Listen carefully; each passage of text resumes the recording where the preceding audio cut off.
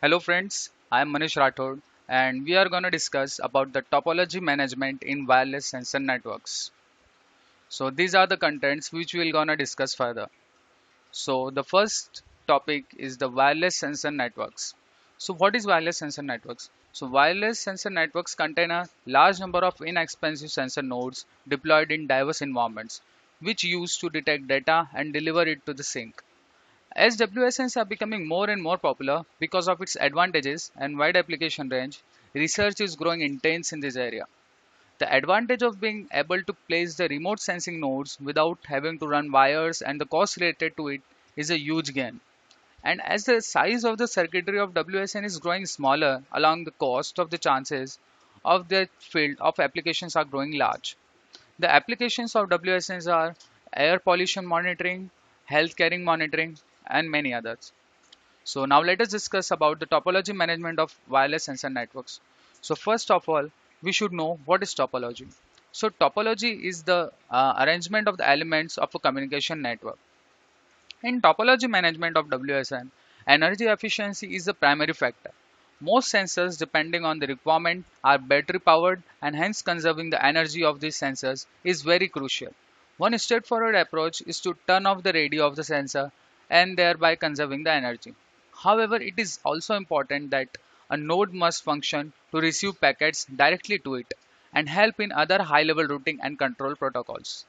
In a power conserving topology control algorithm for multi-hop ad hoc WSN, we save power through routing coordination.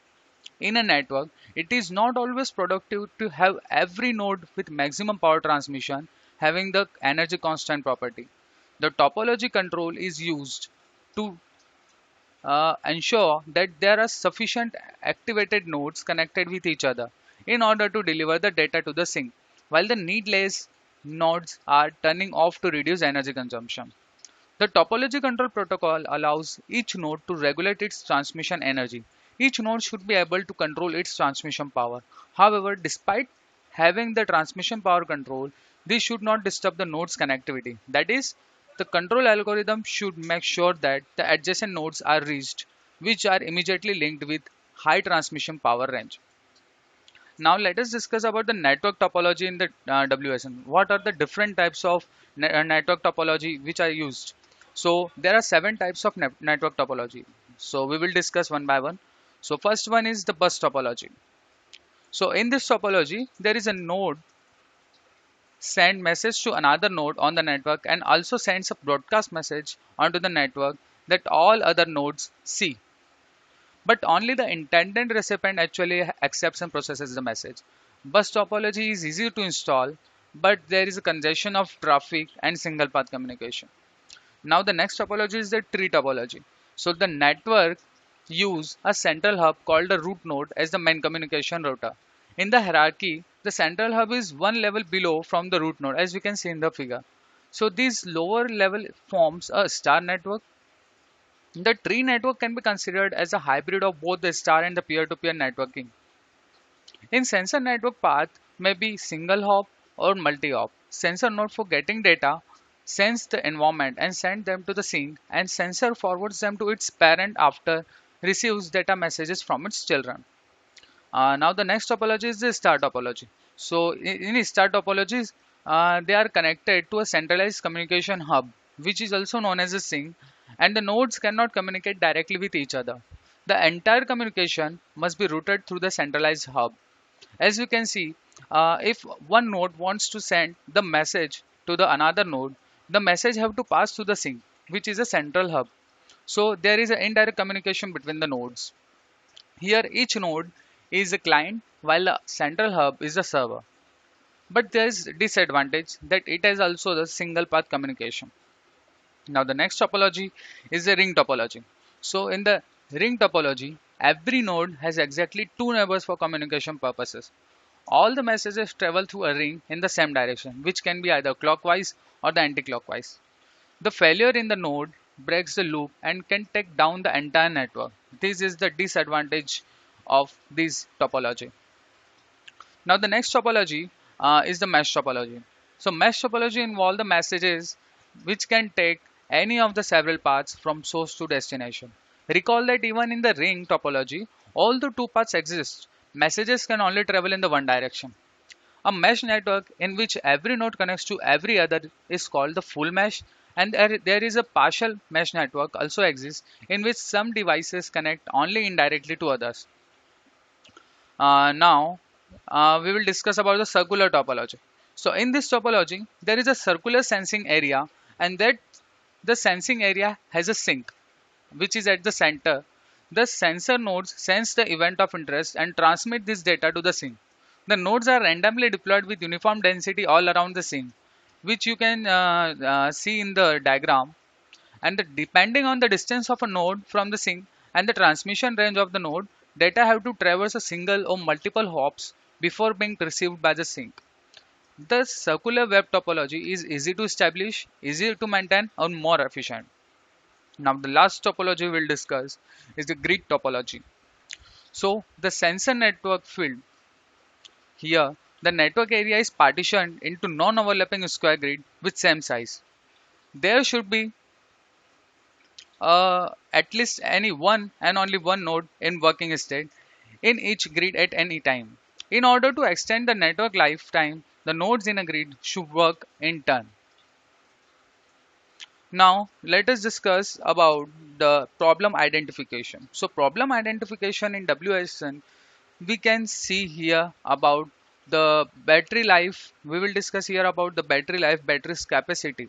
So, the total lifetime of a battery powered WSN is limited by the battery's capacity. Since the disposable batteries are the main source of energy for most WSNs, there are two important hurdles in using them. The first one is the maintenance, and other one is the scalability of the network. Therefore, most of the sensors get their source of energy from their internal limited powered battery, and it cannot be repowered after the battery is run dry due to its inaccessibility factor. In order to increase the operational lifetime, algorithms techniques can be used to maximize the lifetime as much as possible while ensuring connectivity among the nodes. Now let us discuss about the related work. In related work, we will discuss about the algorithms which can be used to conserve the energy in the batteries of the WSN. So let us discuss. So the first algorithm is the GAF. So it stands for the geographical adaptive fidelity. So this algorithm helps to decrease the energy consumption by 60% than an unaltered ad hoc routing algorithm. And also the life of the network increases consistently to the density of nodes. Only one node from each grid is selected to awake while the other are remain asleep. So here you can see the state changeover of a node in a GAF protocol diagram. So a state changeover diagram is shown as you can see. So here the node initially starts in the discovery state. As you can see here is a discovery state. So where it turns its radio on and able to communicate and exchange discovery messages. So the discovery message consists of node identification number, grid identification number, estimated active time, and node state. In discovery state, a node sets up a timer T discovery, and when this timer expires, the node move into active state. In active state, the node set a timer T active to inform other nodes about how long this node will be in active state. After T active expires, the node moves to discovery state again. A node in discovery or active state can move into sleep if there is other node which can perform the routing functions. In sleep state, it sets a timer T sleep and turns off its radio moves and moves into discovery when the timer expires. Now let us discuss about the ascent algorithm. So in ascent algorithm, it stands for adaptive self-configuring sensor networks topology. So this algorithm is based on the connectivity and uses local connectivity measures. It turns the nodes on or off depending on the neighbor and packet loss threshold. When a node figures high data loss, it signals the other nodes to join the network to forward the messages. However, if high data loss is due to collision, then the node would reduce its duty cycle. A node only joins the network if it is helpful. It uses self-configuring and adaptive techniques to conserve energy and increases network lifetime. there are four states that a node can be active in. That is sleep, passive, test, and active. Once a node is selected to be active adaptively, all the other nodes are turned off and they are frequently find out if they have to become active or not. So here you can see the state changeover of node in the ASCII protocol. So here a node initially starts in the test state and sets up a timer t-test. When t-test fires, the node enters to active state and able to routing data and exchanging messages with other active nodes. The number of active nodes shouldn't exceed the neighbor threshold. Thus, if the number of neighbor nodes in active state is greater than neighbor threshold before t-test fires, the node enters to passive state, where the node only able to listen to the other active nodes without exchanging any messages. The idea behind the passive state is to collect information about the network with no congestion. In passive state, a node sets up a timer T passive and when it expires, the moves into sleep state where the node turns off its radio signals and sets up timer T sleep. When T sleep expires, the node enters to passive state again, as you can see in the figure. Now, let us come to the conclusion. Whatever we have discussed about the topology management in WSN, we have majorly focused on the conservation of energy in the batteries of the WSNs. So, how can we more effectively uh,